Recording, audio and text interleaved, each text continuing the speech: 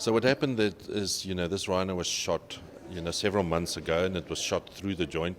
At the time, there were no, he was not painful at all. And we only realized, or the staff in the reserve only saw about 2 weeks ago, 10 days, 2 weeks ago, that he was very lame on that limb. We were then called out, we went there, and we saw he was severely sore on that specific limb, plus the joint was quite swollen. We then proceeded to take radiographs of the area, and it almost looks like there are some pieces of bone that has fractured off that's now lying inside the joint. And I think, because of that, it's very painful. It's almost like you would walk and there's a small rock in your shoe. So we're going to try and do arthroscopy, where we will, put the camera inside his joint, evaluate the damage that's there, and hopefully remove all of that bone and flush the entire joint.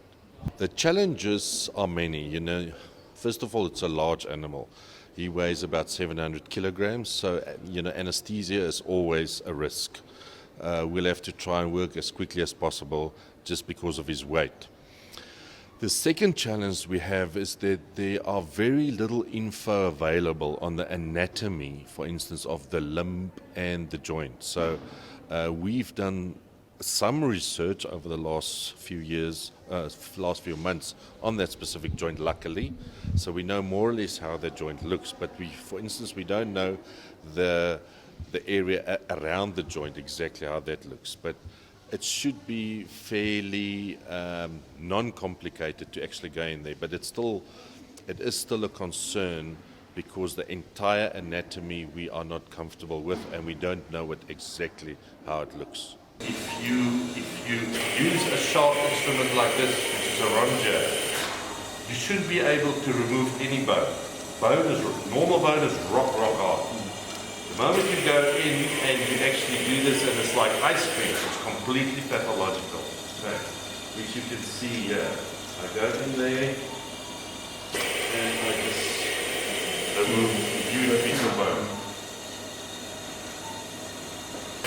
I think the amount of damage we expected was much more, but I think it went well. We removed quite a large amount of the pathological bone.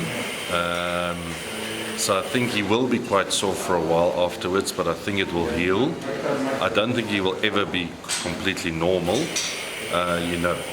not lame, but he will be much less lame in about 6 to 8 weeks. So I think it went well.